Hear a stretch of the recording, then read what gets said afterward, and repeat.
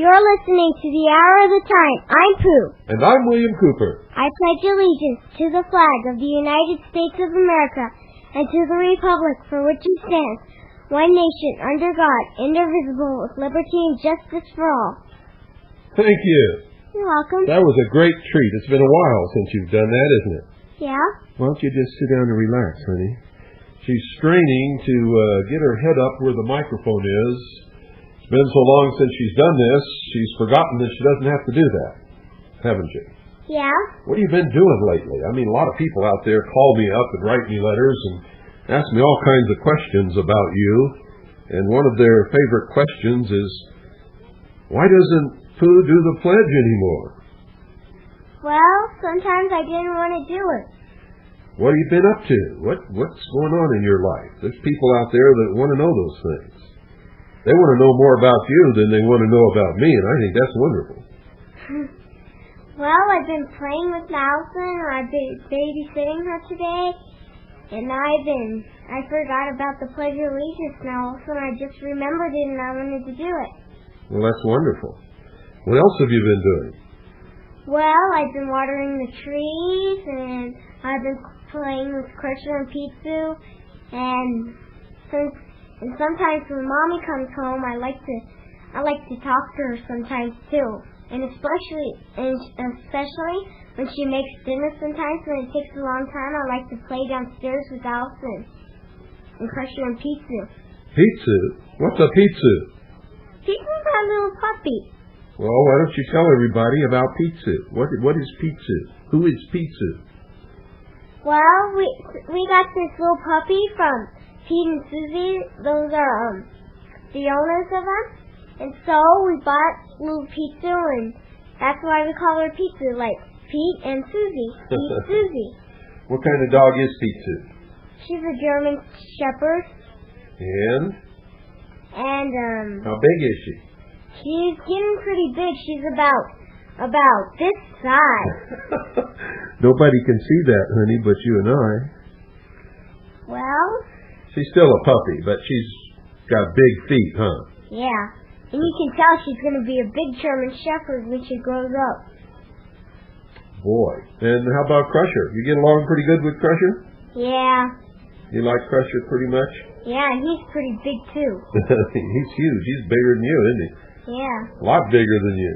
Yeah, and every time Crusher got his bone, and sometimes when Pizza comes to play with him, and he's got his bone and he's chewing it, he'll growl at her, and if she doesn't go away, he'll nibble her, and then she'll go away. Yeah, but he doesn't hurt her. He just lets her know that that's his bone, huh? Yeah. Well, you got something you got to do, or you want to talk some more? Well, let's talk a little bit more. Okay, what do you want to talk about? Well, let's talk about... I don't know. What do you want to talk about? Well, how about your horseback riding? You started horseback riding at the conference. Yeah, it was my first time, and I was kind of scared, but I'm not scared anymore because I take lessons. And what have you learned? I've learned to trot without my hands, and I've learned to put my hands out and ride the horse. And Jeff, he has horses, and he controls the horses to follow him around, so I won't bump into anything when I have my hands out walking. When you say you have your hands out, you're actually standing up with your hands straight out from your side, and you're trotting on the horse. Or the horse is trotting, and you're on the horse, right? Yeah. And you do that pretty good, huh? Uh-huh. And you can get off pretty good, but the horses are still too tall for you to really get your foot up in that stirrup without a little help, huh? Yeah, remember that time when that really big horse and I couldn't even get my foot up there? Well, that was a real big horse. Yeah. He was a nice horse, though, huh? Uh-huh. And you practiced getting on and getting off. Yeah. Well, that was a lot of fun. Who's Jeff? Oh, Jeff, he's when we went at the conference at the ranch over there, at Thunderhorse Ranch, he's over there that works for everything and stuff, and he lets people stay in his cabins, and so that's Jeff. It's his ranch.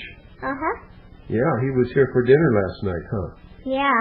And that was a pretty good time. Yeah. Isn't he a great guy? Yeah. You like him pretty much, huh? Yeah. Of course, I couldn't tell with all the hugs that you and Allison were giving to Jeff. I couldn't really tell if you liked him or not. I like him a lot. I know, I'm just teasing. Well, honey, I've got a little broadcast I got to do here, and a lot of things that I got to talk about. So,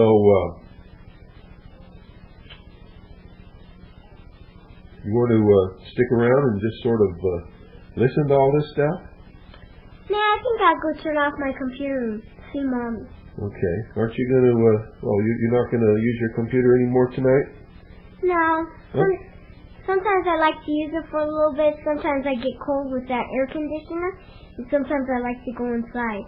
Oh, okay. Well, we can't turn the air conditioner off because it gets real hot in the studio if I do. Yeah. But after the broadcast, if you want to go back and work on your computer, we can turn it off. Okay. Okay? Okay, bye-bye. Thanks for the pledge, babe, and thanks for all the good reports that you just gave to everybody that's have been wondering all about you. Okay. Daddy, can I do the pledge one more time so just in case I forget about to do the pledge a lot of time and the people remember about it and I forget? Well, if you want to, go ahead. Okay, here goes. I pledge allegiance to the flag of the United States of America and to the republic for which it stands, one nation, under God, indivisible, with liberty and justice for all. See you later, agitator. Okay, after a while, Crocodile. Bye, babe. Bye. Oh, I love music. I could disappear, ladies and gentlemen, and I'm not joking at all. I could disappear into the studio and wrap myself up in the headphones and not come out for weeks, literally, with all the wonderful music that we have, and as much as I love to listen to it. But if I did that, I'd never get anything else done. Have you ever felt that you're just getting out of touch with everything, just sort of going off the edge? Well, today I started sort of feeling that way. Yesterday, I sent out a post on the internet. I borrowed a friend's mailing list. I had no idea how long the mailing list was. I just, took the file and unzipped it and plugged it in on the 2-line, and I didn't even, it just went right in there, and all you see is one line. I didn't realize that it was, a couple of hundred addresses in that. And my mailing program, which is Microsoft Internet Explorer, doesn't have what I didn't even know existed at the time, called a BCC, or blind carbon copy, which keeps everybody from seeing all the CC or the addressees that the thing is going to. And I just sent it out announcing my website to all these people and asking them to check it out. If they liked it, to please, pass it on to their friends or anybody who they thought could benefit from what we've done there.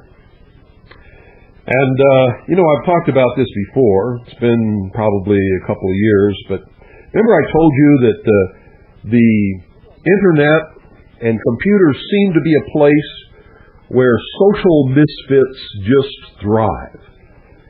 Well, I did this in all innocence, not realizing there were that many names in the address, in the mailing list, and not ever having even heard of a BCC. Boy, I sure heard about it real quick, I got to tell you that. And just sent it out. And all of a sudden, I began to get the most vicious, vile, despicable, hateful email returns that I've ever seen in my life. Instead of somebody calling and, calling, they don't call on the internet, they send email. Instead of somebody sending me some email and saying, I got this big long thing and most of it was addresses. I wish you wouldn't do that. Let me clue you into the BCC function, and if you don't have it in your mailing program, let me recommend some mailing programs that do. Since I found out that the upgrade to Microsoft Internet Explorer 4 does have it. Or they could have just, sent a little post saying politely, please remove me from your mailing list. Well, it's not my mailing list in the first place, and I'm certainly not going to use it again because it just isn't worth the trouble. And it turned out that about at least 1/3 of them were not good addresses, so I've been getting hundreds of kickbacks from wrong address places in my email. And we'll be getting them for days because the internet mailing system keeps trying to put them through even though the address is no good. So, let me tell you something. There are some real hateful people out there who hide behind their computers knowing that no one knows who they are because all you see is their little internet address. And saying and doing things that they would never, ever do in their life if they were standing in front of the person that they were saying it to. Because, ladies and gentlemen, I've got to tell you, they wouldn't live very long. They wouldn't live very long. And I think that this internet thing, this anonymity, how do you say that word? I can't even pronounce it. Anonymity of these people who can sit behind a computer and just spew hate and terrible things to anybody that they want to. And you know what? When they do that, and they get a reply back that tells them just where they ought to go because of it, they feel like they've been injured. I'm not kidding you, folks. They can send out this hateful, vile, venom-filled attack because they didn't like what you did, no matter how innocently you may have done it. And when you send a post back, tell them that you didn't appreciate what they said or how they said it, and tell them where they can jump. They feel like they have been injured. It's okay if they do it, but when they get the consequences of their actions, you've done something wrong, but they haven't done anything wrong. It's just the most incredible thing that I've ever seen, ladies and gentlemen. If there's a place to breed terrorists and to breed hate and to breed antisocial behavior, it's computers and the anonymity that people can cloak themselves in with the use of these things. I used to subscribe to mailing lists a long time ago because there's a lot of them out there. And a lot of them have some pretty good information on them every once in a while. Most of what goes on in those mailing lists is attacks and flaming and terrible, all kinds of stuff. And I went on there and I would get on these mailing lists and I would pick through and get the good stuff. And every once in a while I would make a comment, very polite, giving some information, contributing to the mailing list. And as they would do to other people also, all of a sudden I would find myself coming under these most vicious, vile attacks from people. And then finally one day I said, I'm not going to put up with this crap anymore, and I'm not going to take any of this disgusting behavior from these little twits who wouldn't even have the guts to stand in front of you and say hello, much less what they do on this internet. And so, from that point on, I adopted a policy that anybody who pulled that stuff on me, I just chopped them down to their toenails and ate them alive, and if they even dared to come back, then I ate what was left and spit it out and just ran right over them.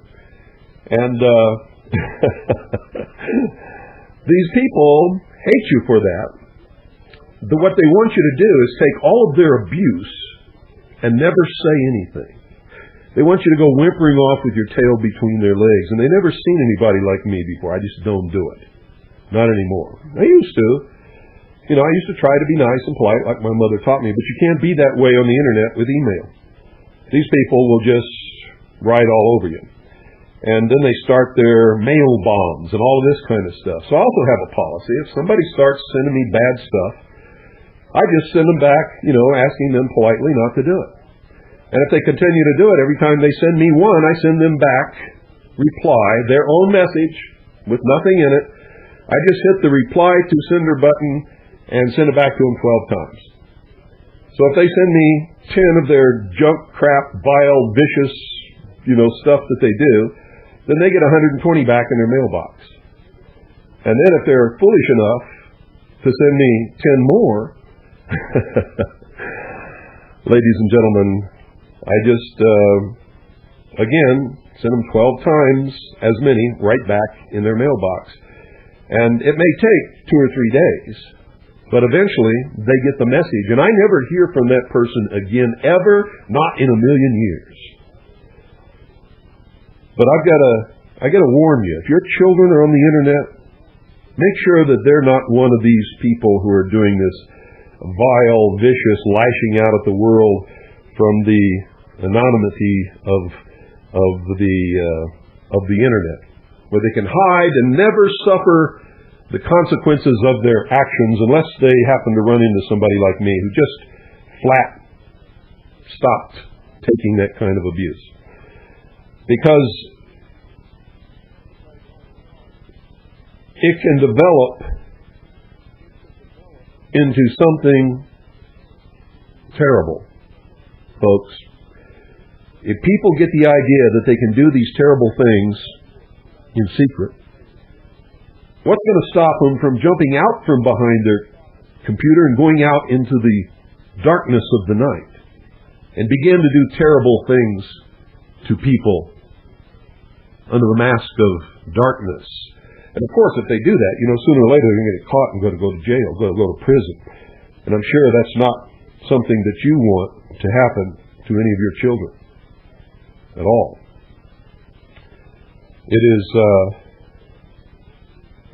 It's a terrible thing in that respect that is being bred on the internet. There's also something else that's happening on the internet that's not good. And I want to talk about that for a minute. And that's this hacker thing. Now, I'm not attacking hackers because I know there are some good hackers. Hackers are people who usually at a very young age become expert with computers. I'm talking about young. I'm talking about 9, 10, 11 years old, 12, 13, 14. And they begin to experiment, reach out and try their expertise, so to speak. Because they're bored now, there's really nothing else for them to learn on their little computer at home. Once you've mastered it to a certain point, and you've gotten into the technicalities and the programming and all of these things that some of these young people have done, then they want to reach out and test their expertise and challenge the world. And it began as simply trying to break security codes and get into places where you're not supposed to be, and they never hurt anybody. Never hurt anybody. And the real good hackers, and by good I mean good as in the sense good versus evil, still don't. It's just a challenge to them. They're not trying to hurt anybody. They're not trying to destroy anybody's credit rating or steal money or cause World War III or any of those silly, stupid things you see in movies. But you see, a sort of romanticism has grown up around those original hackers who then began to publish things and have their own groups on the internet and elsewhere. And other people begin to plug into this and learn how they're doing these things, and other young people who are not so good began to experiment in this manner and are causing some tremendous damage. Tremendous damage, ladies and gentlemen. I can assure you that there are some people out there who are hackers stealing large sums of money every day. I don't know where they're putting it. Neither do the security people. They just know that it disappears in electronic transfers and from accounts and all kinds of things. And of course, the banks just factor this into their operating expenses, and it means that you have to pay more interest for loans than you would have normally. You get less interest for your savings accounts and your interest-bearing accounts, and your service charges and all of these other things, charges for charge cards and ATM machine charges and all of that kind of stuff go up. And they've been going up continually for several years, partly due to this. Now, if you're a hacker, don't start writing me letters and calling me and telling me that I'm full of baloney. I've done my research, and what I'm telling you is the truth. There are some good people out there who call themselves hackers and would never hurt a fly.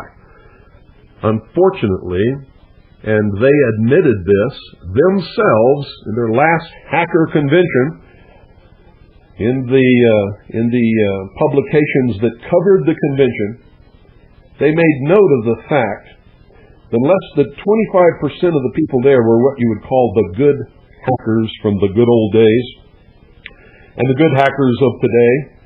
And the rest of them didn't have goodness on their mind, and they were talking about 3/4 of several thousand people, ladies and gentlemen. Now, what do you think about that? So, there's going to be some problems on the internet. And so you can brace yourself for this. I'm going to assure you of this. These problems will be the excuses that will be used to stifle free speech and to control the internet and to control what can travel over the internet, who can do it.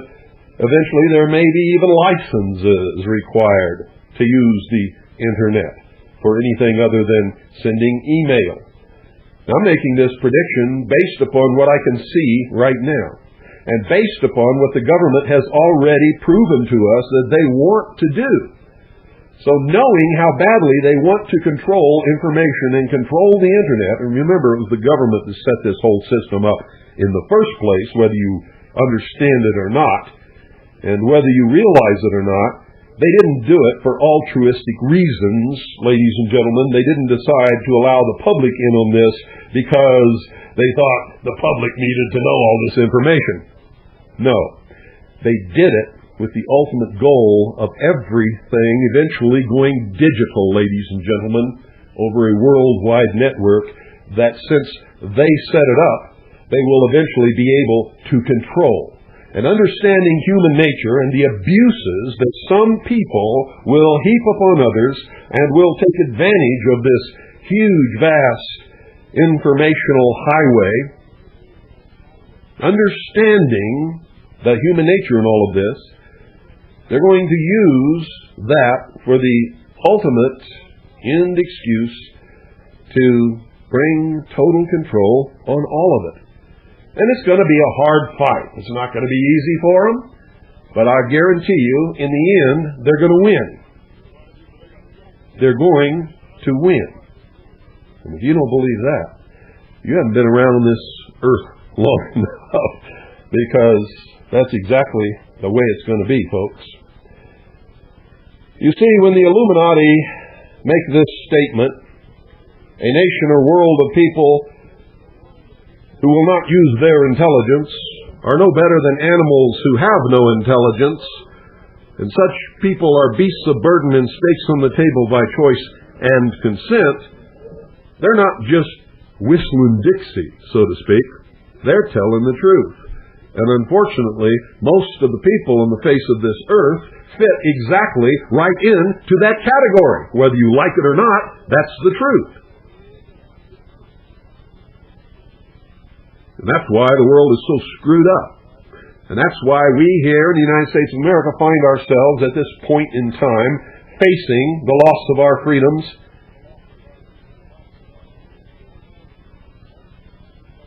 And ultimately, our country. We're being destroyed from within. And human nature and ignorance, apathy, all of these things are allowing it to happen. I was talking to someone the other day who knew full well what's going on. I said, well, why don't you get up on your soapbox like I'm on my soapbox and help us out? Because if we educate enough people who've got enough guts, we can stop this stuff. You know what he said to me? He said, well, Bill, he said, you'll never get a fly in your mouth if it's not open. I just looked at him and shook my head and walked away. You know, you can't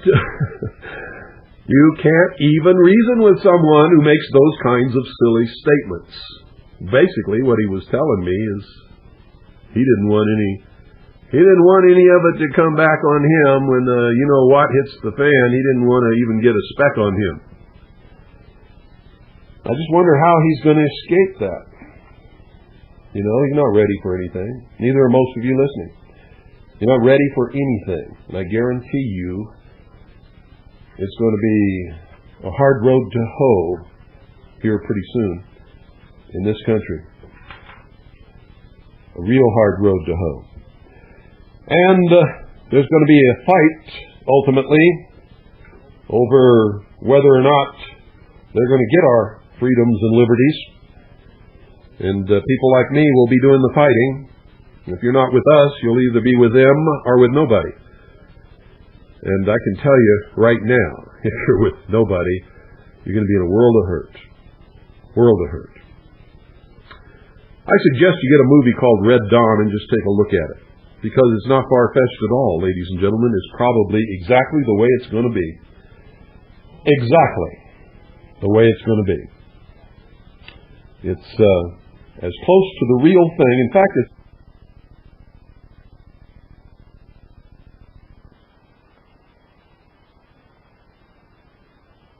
in that movie. It's a five-reeler. I mean, it's a long, long, long one. And it's on 5 two-hour videotapes.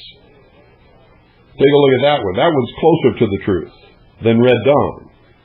And if you're squeamish or you're just sort of slightly hesitant to really look at the truth, look at Red Dawn first. And if you can digest that, go get America and then watch it. And then you better hold on to your hat, because that's what's coming, folks. I can't be any more brutally honest than that. If you think it's not, you don't know much about real Americans. I can tell you that right now. And if you think it's not, you know, even if you think there are no real Americans left, you are sorely lacking in your education of what socialism does to countries and peoples when they take over. Okay, everybody sit down. You didn't think I was going to let you just waltz off into the sunset, did you? Thinking everything's going to be all right. Nope. Now, you know why this is happening, folks? Because Americans fell into ignorance, and then into apathy, and now they're just flat out stupid.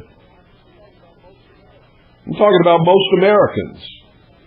And yeah, you can get insulted because I'm talking about your mother and your father and your aunt and your uncle and your brother and your sister and your grandmother and your grandfather. And in many cases, I'm talking about you. And don't worry, folks. It's no different in my family.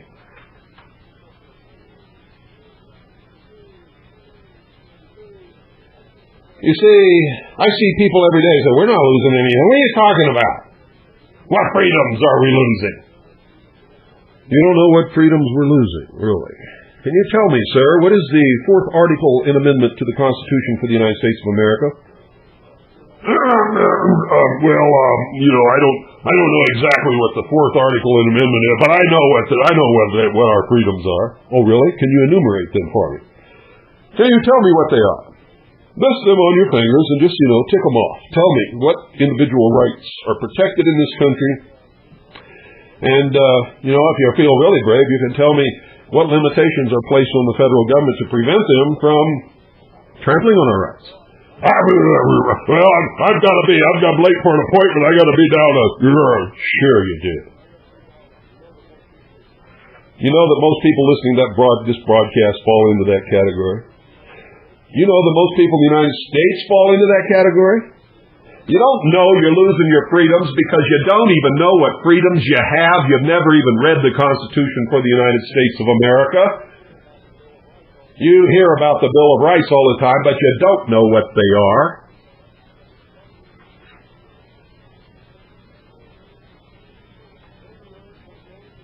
.9% of all the homes in this country don't even have a copy of the Constitution and the Bill of Rights in that home, unless it's in their set of encyclopedias that they never crack open, ever. I don't even know why most people buy them. You can walk into their bookshelf and look at them. You can tell nobody's ever looked at them. Nobody's ever opened one of them, ever. They sit there as sort of a monument to the status, the financial status of the family. Isn't it amazing? Listen to this. This is from the Arizona Repulsive, Sunday, September 21st, 1997.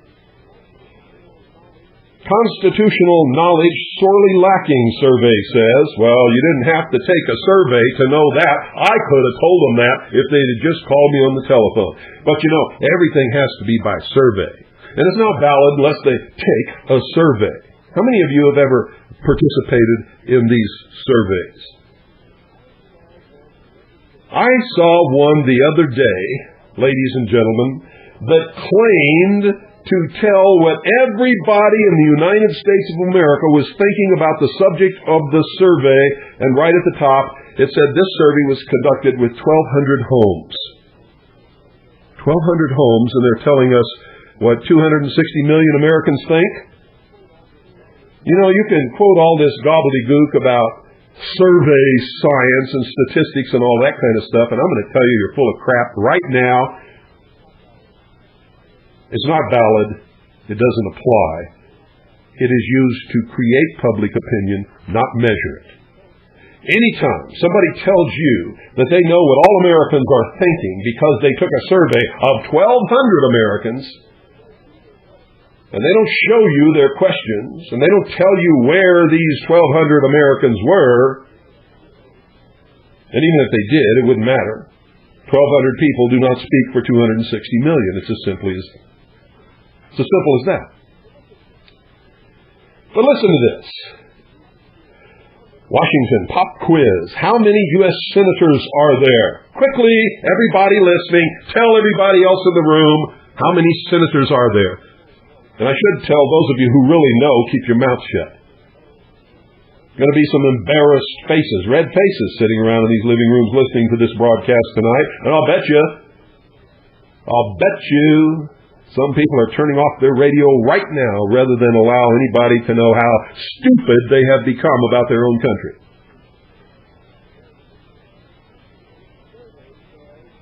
This survey says half of all Americans do not know the answer. And I'm not going to tell you the answer, folks. I'm going to make you look it up if you don't already know. Half of all Americans don't know how many senators there are in the United States Senate.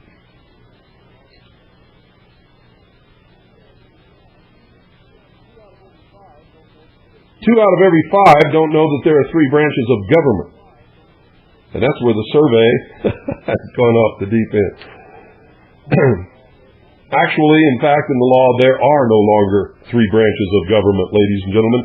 How many of you believe that the Justice Department is one of the three branches of government? And that the courts are a part of that branch? Well, you're right if you think the courts are a part of that branch. You're absolutely correct in that. But you're wrong if you think the Justice Department, or the judicial system as they call it, is one of the three branches of government today. It is not. It is not, ladies and gentlemen. How can it be?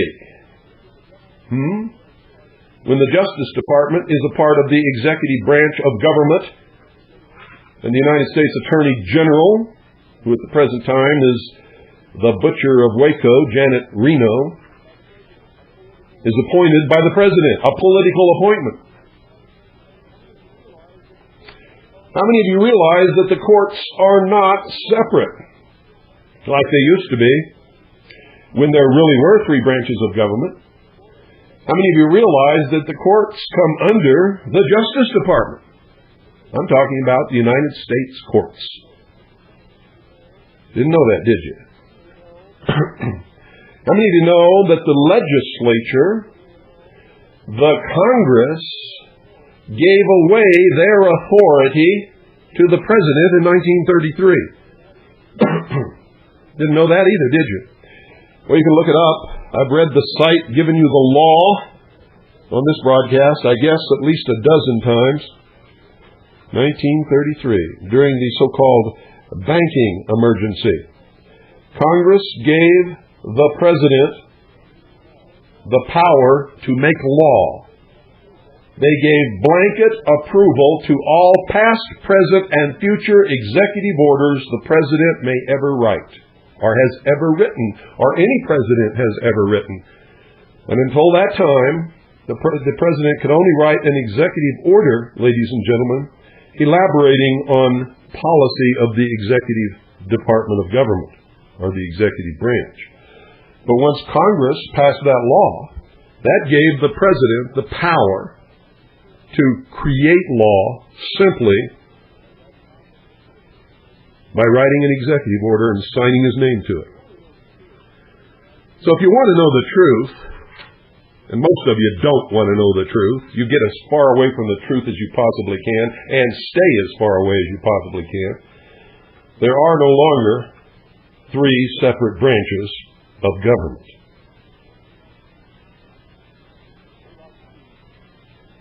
They like to keep up the charade and make you think that there is. But if there really were, folks, this country would not be in the terrible straits that we find ourselves in today. But anyway, you can look it up. Go look up the legislation that was passed in March of 1933. I'll give you that much. You see, part of my mission is to get you off your butt and get you to start looking for the truth and document it yourself. Because unless you go find that stuff yourself, folks, you're never going to know whether I told you the truth or not, are you?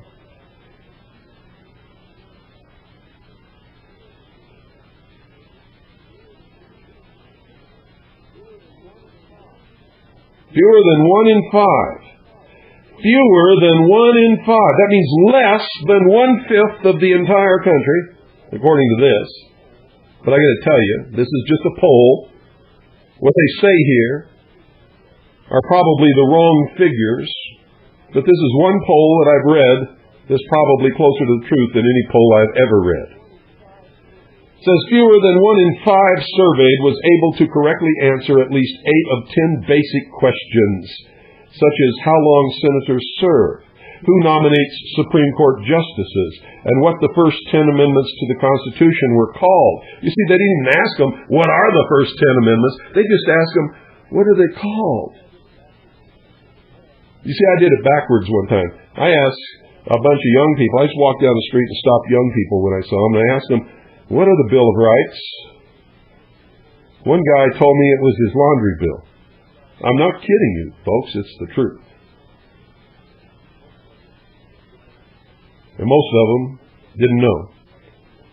Most of them were in the high school age bracket.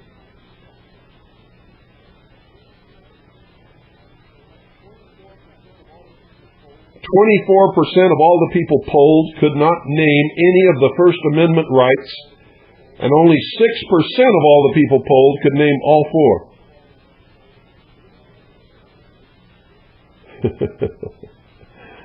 And isn't that funny, folks? Because there's 5 First Amendment rights. Even the people who gave the poll didn't understand that. You see, they thought the 4 rights guaranteed under the First Amendment were freedom of speech, freedom of press, freedom of assembly, and freedom of religion. And they forgot about the right to petition the government for a redress of grievances.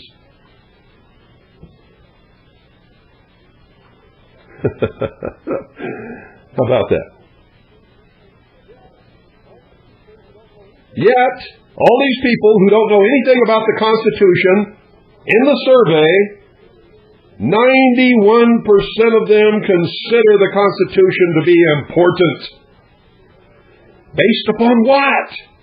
They don't know anything about it. How dare they make the decision that it's important when they don't even know what it says? 77% of these idiots said that they consider that the Constitution has an impact on their daily lives. Oh, really? You see, the people who did the survey missed the beat. You see, I would have turned right around and asked them, really? What kind of effect does it have on your daily lives? Can you enumerate those? I mean, list them down in order of importance, highest at the top and the lowest down at the bottom.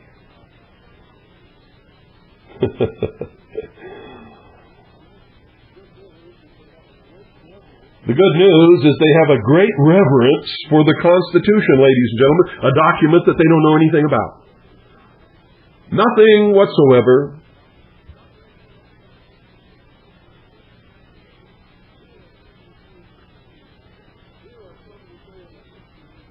Here are some of the things that these people said on this survey that is appalling.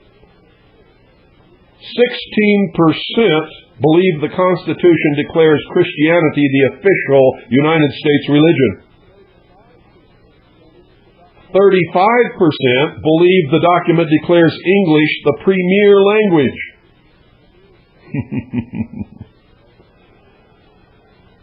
Oh my goodness. And then they got the guts here to say, has a margin of error plus or minus 3 percentage points. Can you believe this, folks? Can you believe this? If you wonder what's wrong with this country, I'll tell you what's wrong with it. Go in your bathroom, close the door so nobody can see what you're doing, look in the mirror. That's what's wrong with this country. Staring you right in the face.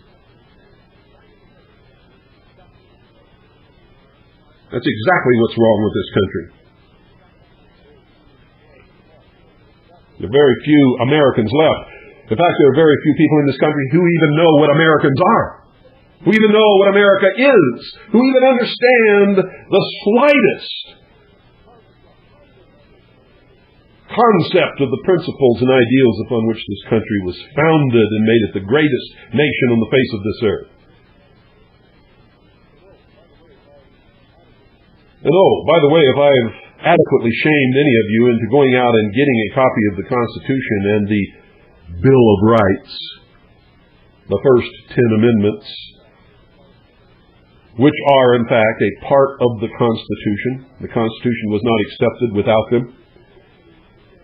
Make sure that you get the preamble to the Constitution and the preamble to the Bill of Rights, which most people don't even know exists. I'm going to read it to you right now, so that you'll understand what these Bill of Rights were for and why they had to be attached to the Constitution before it would be accepted, and just exactly what the second article and amendment really means. Congress of the United States begun and held at the city of New York on Wednesday, the 4th of March, 1789, the conventions of a number of the states having at the time of their adopting the Constitution expressed a desire, in order to prevent misconstruction or abuse of its powers, that further declaratory and restrictive clauses should be added, and as extending the ground of public confidence in the government will best ensure the beneficent ends of its institution. Resolved by the Senate and House of Representatives of the United States of America in Congress assembled, 2/3 of both houses concurring, that the following articles be proposed to the legislatures of the several states as amendments to the Constitution of the United States, all or any of which articles, when ratified by 3/4 of the said legislatures, to be valid to all intents and purposes as part of the said Constitution. Do you understand what I just said? See, most of you think the first 10 amendments are just amendments. They are part of the Constitution. Now that you understand why they did it, if you understood what I read, some people, I guarantee you, didn't even understand what it is that I read. What I read, folks, is the states looked at the Constitution and said, this isn't binding enough upon the federal government, and it doesn't guarantee the rights of men. We want guarantees set in stone that this government can never oppress us or enslave us or become a tyrant against us. We want this done before we accept the Constitution, and these will be a part of the Constitution. Now that you know that, maybe you'll understand the second article in amendment a little better, which says, and I quote, "A well-regulated militia being necessary to the security of a free state, the right of the people to keep and bear arms shall not be infringed." Now, they've even done something else, ladies and gentlemen, to con you into believing that the second article in amendment in the Bill of Rights has a different meaning than what it really has. They have inserted 2 commas. A well-regulated militia, comma, being necessary to the security of a free state, comma, the right of the people to keep and bear arms, comma, shall not be infringed. Sorry, folks, they inserted 3 commas. In the original version, there are no commas whatsoever in Amendment 2 of the Bill of Rights. And the meaning is clear and should be read thusly: a well-regulated militia being necessary to the security of a free state, the right of the people to keep and bear arms shall not be infringed. Got it?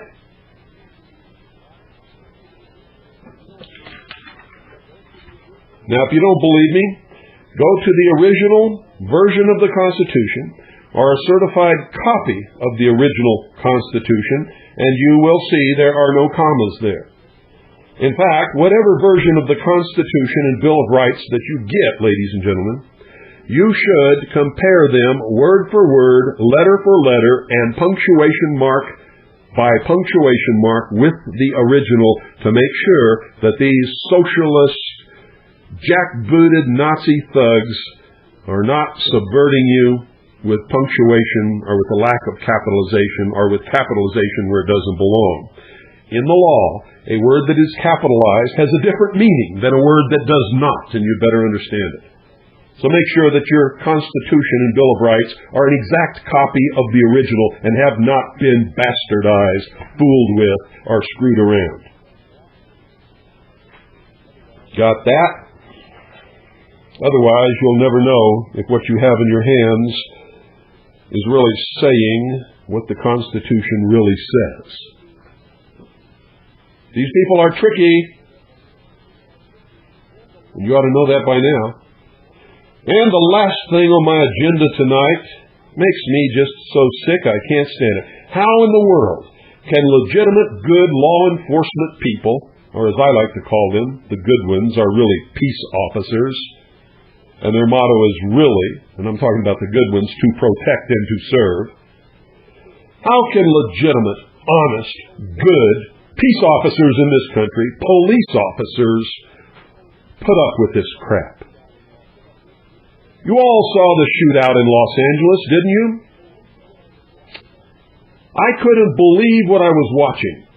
You see, they tell us that the Los Angeles Police Department is the most well-trained, premier police department in the world, and all I saw was a bunch of fools running around in the street out there. You see, I learned something in the Vietnam War. You give a fool a machine gun, and he's going to rattle off every bullet he's got within a short period of time. You give a man who's trained how to use a machine gun and knows what it's for, and he'll do a good job with that machine gun, and he'll cause the enemy tremendous casualties. And he can lay down suppressive fire that will allow you to save your butt when it needs to be saved. But I didn't see that in Los Angeles. What I saw was a bunch of cowboys, little boys with toys, out there just shooting and shooting and shooting. They were shooting when they couldn't even see anybody. And they claimed that they couldn't get these two guys until they went into a gun shop and borrowed all of their M16 rifles and all the rifles that they had. And now, guess what? The Los Angeles Police Department gets M16s to even the odds. M16s are fully automatic rifles, ladies and gentlemen, or they can be. They can be, depending upon where you set the lever, they can be semi-automatic or fully automatic.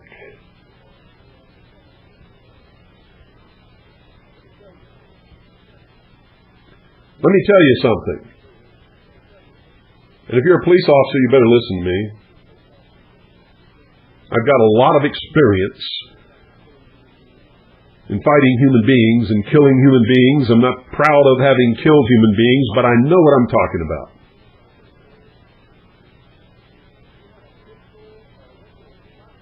If you had a pistol or a regular shotgun or a regular rifle that all of you carry, or most of you carry these things,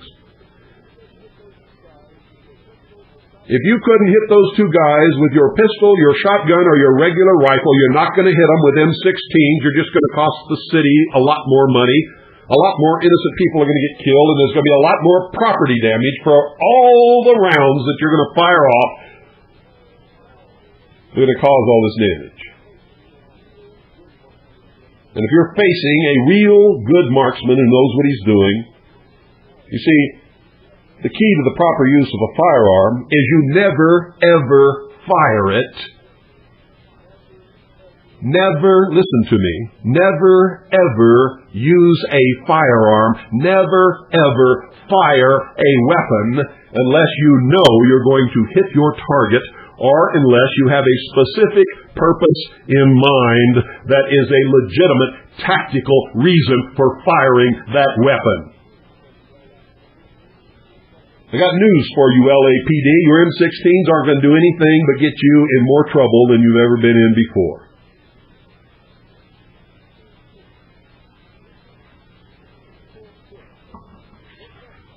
And if you can't hit your suspect with a shotgun who's standing right in front of you, you're not going to hit him with an M16. You don't have a prayer in hell. You had two guys facing hundreds of officers. And here's what I heard the officer say. I couldn't stand up and take good aim because of all the fire they were putting out. Are you telling me that you had two suspects surrounded by hundreds of officers, and at no time was an officer in a position to stand up, take careful aim, and hit one of those suspects? I'm telling you, if you're telling me that you're a bold-faced liar, and that you don't know what you're doing, your training sucks, and you're going to kill a whole lot of innocent people with your newly found firepower. You don't like it? Well, Jocko, I don't like it either, and that's why I said it. Good night, folks, and God bless each and every one of you.